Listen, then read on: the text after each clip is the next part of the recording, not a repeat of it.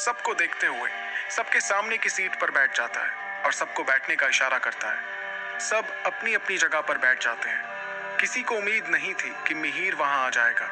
सारी लड़कियां मिहिर को ऐसे देख रही थी जैसे साक्षात भगवान के दर्शन हो गए हों। वहीं मिहिर की नजर बार बार सिर्फ आरोही पर जा रही थी। मिहिर कहता है, मीटिंग कंटिन्यू कीजिए। मिहिर के होते वहां किसी के कुछ भी बोलने की हिम्मत नहीं थी। सागर हिम्मत करके सारी बात मिहिर को बता देता है। मिहिर अब भी किसी समंदर की तरह शांत था। वो आरोही को देखते हुए कहता है, जाओ कोई दूसरा ट्रांसलेटर बुलाओ। सब हैरान थे। उन्हें यकीन नहीं हो रहा था कि मिहिर देवेश पर शक कर रहा था, जबकि वो अपनी बड़ी से बड़ी डील के लिए देवेश को ही अपने साथ ले जाता था।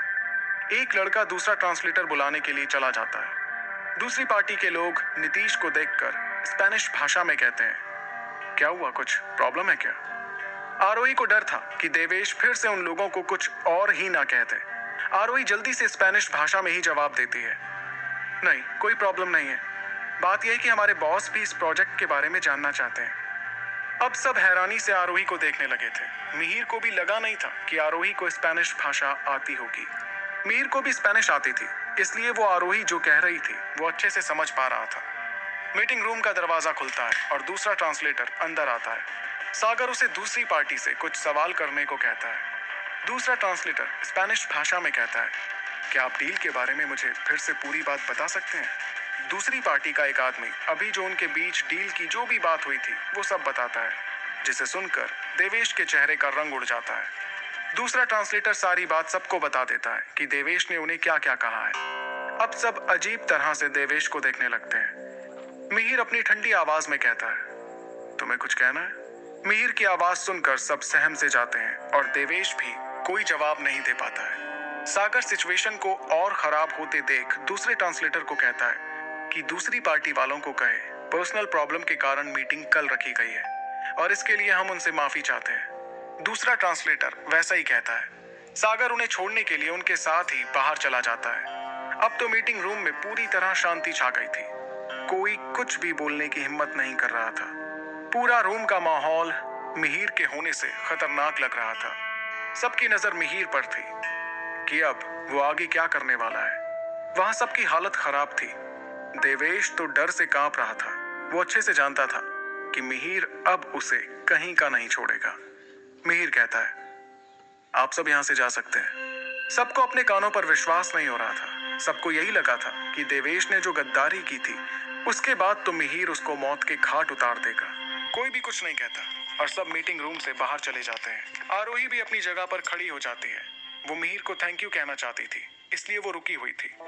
अब मीटिंग रूम में सिर्फ आरोही और मिहिर रह गए थे। आरोही मिहिर से कुछ कहना चाहती थी पर वो कह नहीं पा रही थी। उसकी नजरें बार बार मिहिर पर जाती हैं और वो फिर से अपनी नजरें चुरा लेती है। मिहिर अपनी जगह से उठता है और आरोही की ओर बढ़ने लगता है। ये देखकर आरोही अपने कदम पीछे लेने लगती है। आरोही का दिल जोर से धड़कना शुरू हो गया। मिहिर झटके से आरोही को अपनी तरफ खींचता है और एक हाथ उसकी कमर पर और दूसरा हाथ उसकी पीठ पर रख देता है। मिहिर उसकी आंखों में देखते हुए सीधे सवाल करता है, तुमने स्पेनिश लैंग्वेज कहां से सीखी? मिहिर का सवाल सुनकर आरोही घबरा गई थी। आरोही को 12 अलग अलग तरह की भाषाएं आती थी और ये सब उसने बचपन से ही सीखना शुरू कर दिया था। पर वो ये बात अभी मिहिर को बिल्कुल नहीं बताना चाहती थी। आरोही घबराते हुए कहती है, वो मैं मिहिर आरोही को इतना घबराया हुआ देखकर उसे धीरे से गले से लगा लेता है।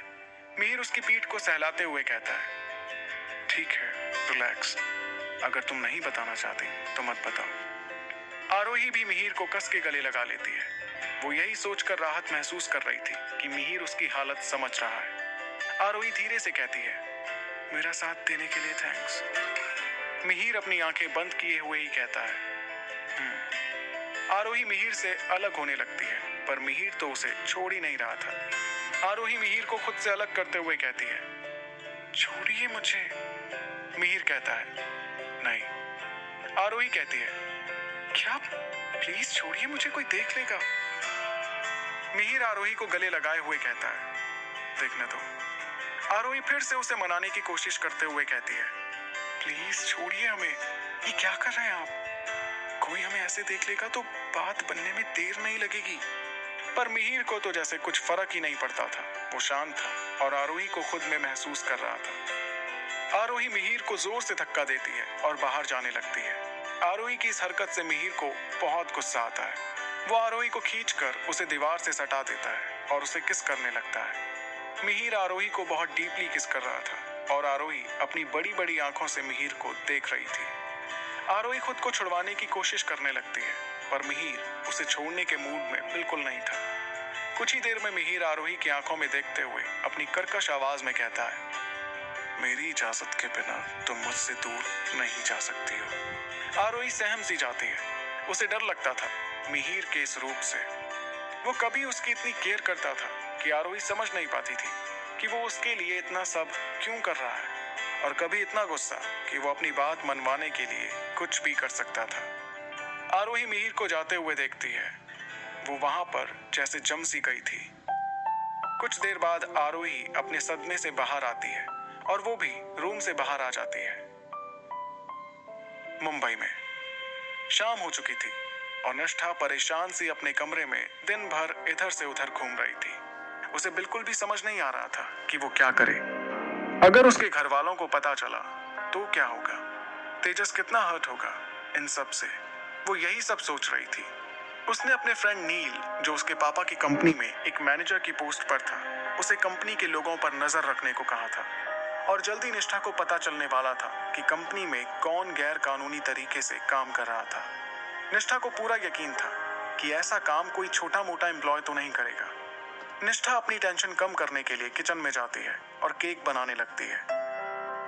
कल तेजस का बर्थडे था, तो निष्ठा सोचती है कि कल तेजस को अपने हाथों से बनाया हुआ केक खिलाया जाए। रात हो चुकी थी। निष्ठा अपने घर वालों के साथ खाना खा रही थी। सब शांति से अपना खाना खा रहे थे और निष्ठा बीच बीच में अपने पापा प्रतीक को देख रही थी। निष्ठा को अच्छे से पता था उसके पापा उसे पसंद नहीं करते हैं। वो यही सोच रही थी कि अगर उसके पापा को पता चला कि उसने शादी कर ली है तो उसके पापा पता नहीं क्या करेंगे। वो अपनी पूरी फैमिली को देख रही थी। उसे सबसे सच छुपाना बिल्कुल भी अच्छा नहीं लग रहा था। सब अपना खाना खत्म करते हैं और अपने अपने रूम में चले जाते हैं। निष्ठा भी अपने रूम में जाती है और रूम का दरवाजा लगा के जैसे ही पीछे मुड़ती है, कोई उसे अपनी बाहों में खींच लेता है।